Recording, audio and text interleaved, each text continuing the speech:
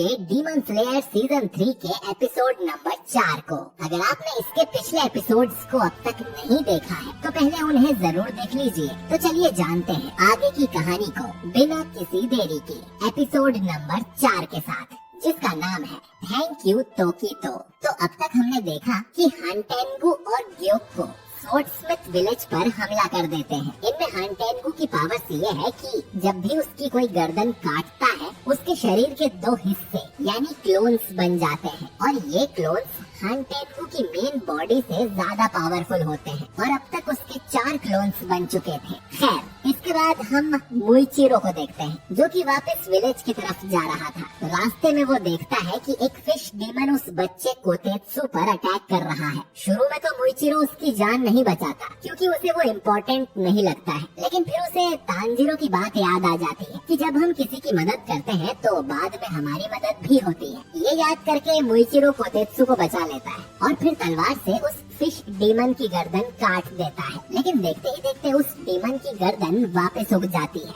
अब मुइचिरो नोटिस करता है कि फिश डीमन के ऊपर एक मटका रखा हुआ था। मुइचिरो उस मटके को काट देता है जिससे ये फिश डीमन जलकर राख हो जाता है। इससे मुइचिरो का शक यकीन में बदल जाता है कि ये सिर्फ एक मॉन्स्टर था जिसे किसी डीमन ने अपने ब्लड डीमन आर्ट से बनाया होगा। और दोस्तों, हम जानते हैं कि ये काम ग्योको ने ही किया होगा। खैर, कोतेत्सु भागकर मुइचिरो को गले लगा लेता है और रोते हुए शुक्रिया कहने लगता है उसकी जान बचाने के लिए। वो उसे गालियां देने के लिए उससे माफी मांगता है जिसके बारे में मुइचिरो को पता भी नहीं था। मुइचिरो के पास टाइम नहीं था और वो वापस विलेज की ओर जाने लगता है। कोतेत्सु उसे रोकते हुए बोलता है कि एक डीमन ने कानामोरी पर भी अटैक किया था और होतारू भी बिना रुके एक पुरानी तलवार को बनाने में लगे हुए हैं। वो रिक्वेस्ट करता है कि मुइचिरो चलकर उन दोनों को भी बचा ले। मुइचिरो शुरू में तो इसे इग्नोर करता है, लेकिन फिर उसे मास्टर कागाया की कई बातें याद आ जाती है कि वो जरूर खुद को खोज लेगा। हमें मुइचिरो का एक फ्लैशबैक दिखाया जाता है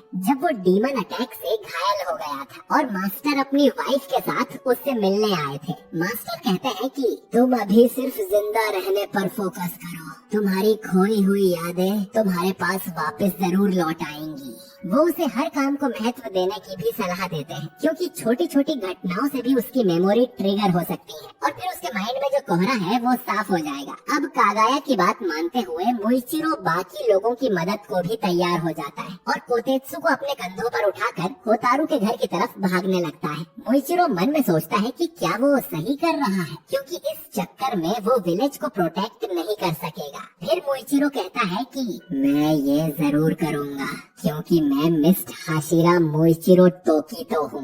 दूसरी तरफ पंख वाले डीमन की टांग से भी एक सिर निकल आता है और वो तांजीरो पर सोनिक अटैक करने लगता है, लेकिन उससे पहले ही तांजीरो उस सिर के 2 टुकड़े कर देता है। लेकिन फिर जो तांजीरो को डर था वही होता है। इन 2 टुकड़ों में से और 2 सिर बन जाते हैं और वो मिलकर तांजीरो पर सोनिक अटैक करते हैं, लेकिन इनके अटैक इतने कमजोर थे कि तांजीरो को कुछ नहीं होता। तांजीरो अब पूरी बात समझ जाता है कि उस डीमन के सिर्फ 4 क्लोन्स ही पावरफुल हैं। अगर 4 से ज्यादा क्लोन्स बनते हैं तो वो बहुत कमजोर होंगे। उसने डीमंस की जीभ पर एक एक इमोशन भी लिखा हुआ देखा था जो कि उन चारों के बर्ताव को दर्शाता है, जैसे सेकिडो का गुस्सा, एजेत्सु का सौरो यानी दुख, कराकू का प्लेजर यानी खुशी और उरुगी का जॉय जिसका मतलब भी खुशी ही होता है, लेकिन अंदरूनी खुशी। खैर, तांजीरो उन दोनों छोटे डीमंस के मुंह में तलवार घुसा देता है जिससे वो खत्म हो जाते हैं। फिर वो पंखों वाला डीमन उरोगी उस पे हमला कर देता है जिससे तांजीरो बच जाता है। अब डीमन बार बार उड़ते हुए तांजीरो पर पंजा मारता है और कहता है कि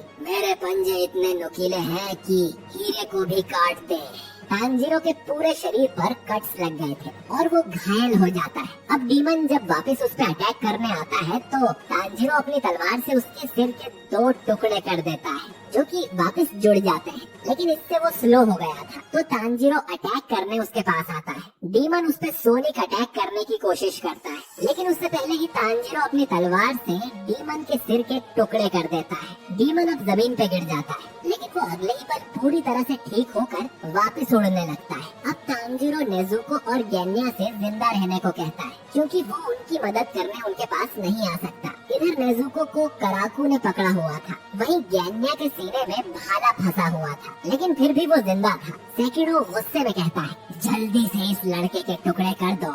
लेकिन काराकू को उसे परेशान करने में मजा आ रहा था। आजेत्सु कहता है कि वो नेजुको को मार देगा, लेकिन वो अपना भाला गेन्या के शरीर से निकाल ही नहीं पाता और गेन्या फिर मौका देखकर शॉटगन चला देता है, जिससे आजेत्सु का सिर उड़ जाता है। आजेत्सु अब अपना भाला वापस खींच लेता है, जिससे गेन्या को बहुत दर्द होता है। आजेत्सु अपना सिर हील करते हुए बोलता है कि अब तो ये जरूर मर गया होगा। लेकिन इतना खून बहने के बाद भी गेन्या जिंदा था और वो अचानक आमीदा सूत्र का पाठ करने लगता है, जो कि भगवान बुद्ध से रिलेटेड है। ये सुन सेकिडो बोलता है कि ये अब भी जिंदा है, इसके सिर के टुकड़े कर दो। आजेत्सु अपने भाले से अटैक करता है, लेकिन गेन्या उससे बचकर डीमन के ही पीछे आ जाता है और कहता है कि वो तब तक उसका सिर काटता रहेगा जब तक कि वो मर न जाए। लेकिन तभी सेकिडो उसे बिजली का झटका दे देता है, जिससे गेन्या हवा में ही अटक जाता है। वो फिर भी किसी तरह अपनी शॉटगन चला देता है, जिससे सेकिडो का एक हाथ कट जाता है। सेकिडो को समझ नहीं आता कि गेन्या इतना घायल होने के बाद भी मरा कैसे नहीं। अब आजेत्सु अपने भाले से गेन्या को मारकर एक कमरे में फेंक देता है। काराकू को गेन्या अब ज्यादा मजेदार लग रहा था, तो वो नेजुको को मारने के लिए उसे लात मारता है और अपनी टांग उसके शरीर के आर पार कर देता है। हाराकू बोलता है कि वो नेजुको के टुकड़े टुकड़े कर देगा। फिर सेकिडो उसे तब तक करंट देगा जब तक वो मर न जाए, जिस पर सेकिडो बोलता है कि जो करना है जल्दी करो। अब काराकू नेजुको का हाथ उखाड़ने लगता है, तो नेजुको एक लात मारकर उसका मुंह तोड़ देती है। काराकू हील करता है, तो नेजुको उसके ऊपर अपना ब्लड गिराकर उसमें आग लगा देती है, जो कि नेजुको का ब्लड डीमन आर्ट है। इसके बाद नेजुको उसका हाथ उखाड़कर उसका पंखा यानी उचिवा छीन लेती है और उस पंखे से हवा करके काराकू को ही जंगल में उड़ा देती है। वो सेकिडो के साथ भी यही करने की कोशिश करती है, लेकिन सेकिडो अपनी लाठी को नेजुको की गर्दन में घुसा देता है और वो फिर उसे जोरों की बिजली का झटका देने लगता है। इधर तांजीरो अब भी पंखे वाले डीमन से लड़ रहा था, लेकिन अब वो विलेज के काफी करीब आ चुका था। तांजीरो जानता था कि यहाँ तो वो इस डीमन को नहीं हरा पाएगा, लेकिन उसके पास और कोई रास्ता भी नहीं है। वो प्रे करता है कि नेजुको और गेन्या ठीक हो। इधर आजेत्सु गेन्या की लाश के पास जाता है, तो वो देखता है कि वो अब भी मरा नहीं था और गेन्या फिर से आमीदा सूत्र का पाठ करने लगता है। आजेत्सु पूछता है कि आखिर तुम हो क्या,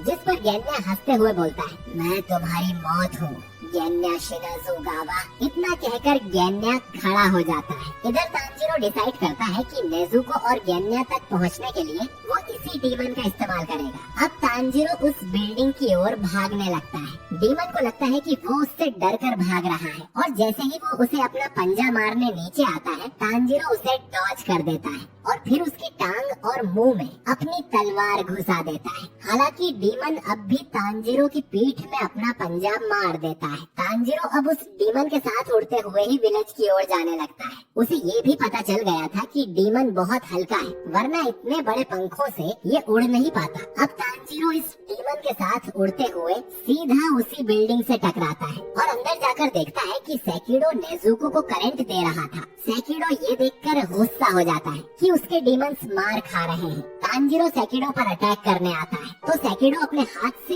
एक और लाठी निकाल लेता है, लेकिन तांजीरो उस लाठी के सामने उस डीमन का पंजा कर देता है। अब क्योंकि ये उसी के शरीर का हिस्सा है, तो सेकिडो इसमें करंट नहीं लगा सकता और तांजीरो ने यहाँ एंटर करते हुए ही इस पंजे को काट लिया था। अब तांजीरो अपनी तलवार से सेकिडो की जीभ काट देता है, क्योंकि जीभ कटने पर इन्हें रिकवर होने में समय लगता है। इसके बाद वो नेजुको की गर्दन से भी उस लाठी को निकाल लेता है। सेकिडो अब तांजीरो पर अटैक करता है, तो नेजुको उसे रोक लेती है और अपने ब्लड डीमन आर्ट से सेकिडो में भी आग लगा देती है, जिससे सेकिडो को दर्द होने लगता है। लेकिन तभी काराकू, जिसे नेजुको ने जंगल में उड़ा दिया था, वापस आ जाता है और अपने पंखे की हवा से वो तांजीरो और नेजुको दोनों को जमीन से चिपका देता है। इसका प्रेशर इतना तेज था कि नेजुको और तांजीरो छत को तोड़ते हुए नीचे गिर जाते हैं और फिर दोनों ही बेहोश हो जाते हैं। और अब काराकू अपने फाइनल अटैक के लिए रेडी होता है। इधर विलेज के लोगों में दहशत फैल गई थी, क्योंकि सैकड़ों फिश डीमंस ने इस विलेज पर अटैक कर दिया था। वो यहाँ के सभी घरों को डिस्ट्रॉय करने लगते हैं। सोर्डस्मिथ्स किसी तरह इनको रोकने की कोशिश कर रहे थे। दूसरी तरफ विलेज से कुछ दूर हम मित्सुरी के कासुगाई क्रो को देखते हैं, जो उसे बता रही थी कि विलेज पर अटैक हुआ है और उन्हें जल्द ही वहाँ पहुँचना होगा। मित्सुरी तेजी से विलेज की ओर भाग रही थी। वो सोचती है कि उसे स्वर्डस्मिथ विलेज के पास ही ठहराया गया था, तो उसे ज्यादा देर नहीं लगेगी और वो विलेज के लोगों को बचाने के लिए अपनी पूरी कोशिश करेगी। कासुगाई क्रो उसे विलेज टाइम पर पहुँच पाएगी। गेन्या आखिर मरता क्यों नहीं और ग्योको कहाँ पर है, ये सब हमें पता लगेगा अगले एपिसोड में। तो I would never drop the ball, I know I make it look easy. Mayweather with the defense. I don't care what a critic gotta say, I got 'em picking up the pieces.